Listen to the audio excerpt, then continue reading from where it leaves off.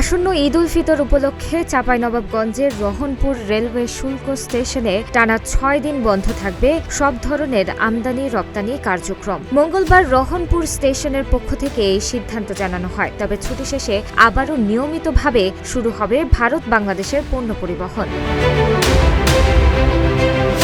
চাঁপাইনবাবগঞ্জের ব্যবসা বাণিজ্যের অন্যতম প্রধান রুট রহনপুর রেলওয়ে শুল্ক স্টেশন। আসন্ন ঈদ উল ফিতরের আনন্দ উদযাপনে এই রুট দিয়ে বন্ধ ঘোষণা করা হয়েছে পণ্য পরিবহন ও কাস্টমস সংক্রান্ত সব ধরনের কার্যক্রম।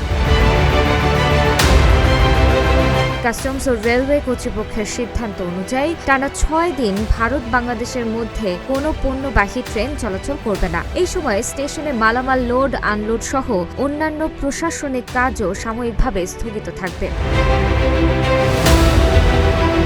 রহনপুর রেলওয়ে স্টেশন এক কর্মকর্তা ঈদ উদযাপনকে কেন্দ্র করে টানা ৬ দিন এই স্টেশন দিয়ে কোনো ধরনের পণ্যবাহী ট্রেন চলাচল এবং কাস্টমস কার্যক্রম বন্ধ থাকবে। ছুটি শেষে পুনরায় যথারীতি আমদানি রপ্তানি কার্যক্রম শুরু হবে। আমরা ইতিমধ্যে সংশ্লিষ্ট সব দপ্তরকে এই বিষয়ে জানিয়ে দিয়েছি।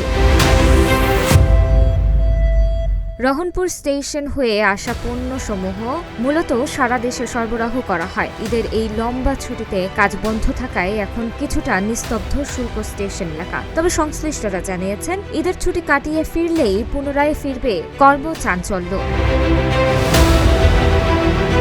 ছুটি শেষে নির্ধারিত সময়ে আবারও সচল হবে রহনপুর রেলওয়ে শুল্ক স্টেশনের আমদানি রপ্তানির চাকা, এমনটাই আশা করছে রেল কর্তৃপক্ষ।